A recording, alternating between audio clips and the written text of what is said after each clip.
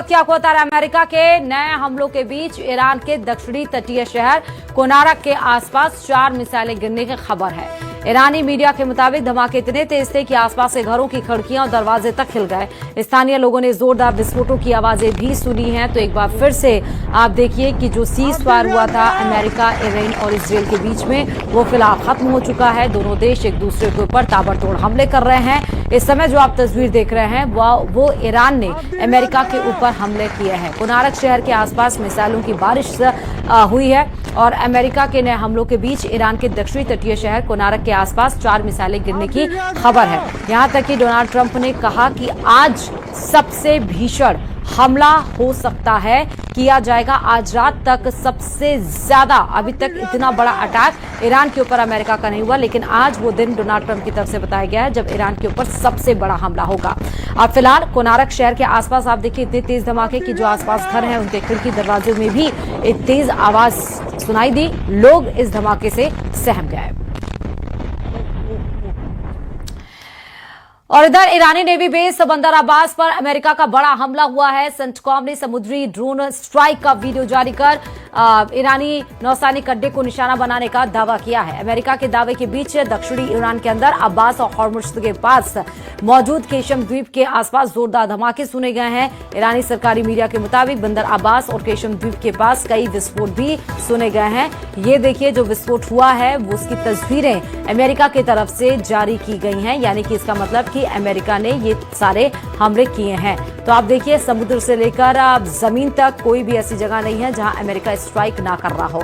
और इसकी शुरुआत खुद ईरान ने की थी। ईरान ने जब आपको मालूम होगा जहाज को निशाना बनाया, उसके बाद से अमेरिका ने ये स्ट्राइक शुरू किया। अमेरिका ने कहा कि सीज फायर का मतलब होता है सीज फायर, लेकिन ईरान ने इस सीज फायर का उल्लंघन किया। क्योंकि ईरान ने ये युद्ध शुरू कर दिया है तो अमेरिका पीछे नहीं हटेगा। हालांकि दोनों देश को इससे बहुत ज्यादा लॉस होगा। आप सभी को पता है कि स्ट्रेट ऑफ हॉर्मुज़ पे फिर से संकट मंडराने लगा है, जो कि सेंटर पॉइंट है जहां पर 20% पूरी दुनिया का जो तेल है वो सप्लाई होता है, और उस पर ही संकट मंडराने लगा है, जिसको लेकर अब दोनों देश एक बार फिर से एक दूसरे के ऊपर लगातार अटैक कर रहे हैं। केशम द्वीप के आसपास ये जोरदार धमाके हुए हैं, जिसका वीडियो और तस्वीरें अमेरिका की तरफ से जारी की गई है।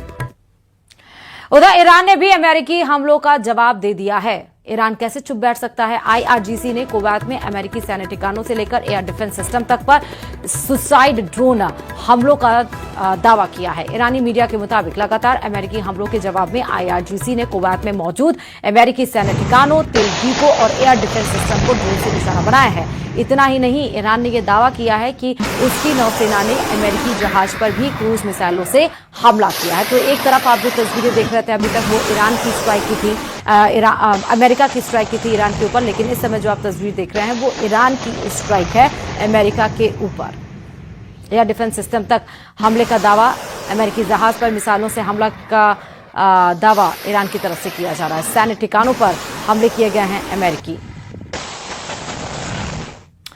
और आज ईरान पर बहुत बड़ा हमला कर सकता है अमेरिका। जैसा हमने आपको बताया, ट्रंप ने ईरान को खुली धमकी देते हुए कहा कि आज रात भी हमला होगा और कल भी ईरान कुछ नहीं कर सकता। ट्रंप ने ईरान के साथ हुए शांति समझौते की कोशिशों को महज एक टेस्ट बताते हुए कहा कि तेहरान उस पर खरा नहीं उतरा।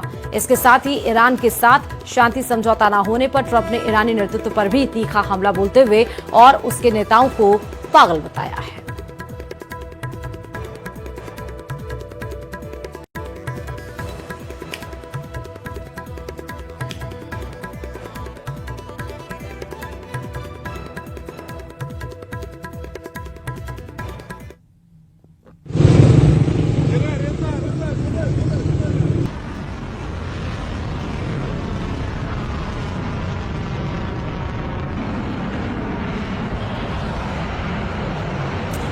तो ट्रंप ने ईरान को खुली धमकी दे दी है कि और ज्यादा बड़ा हमला हो सकता है आज रात।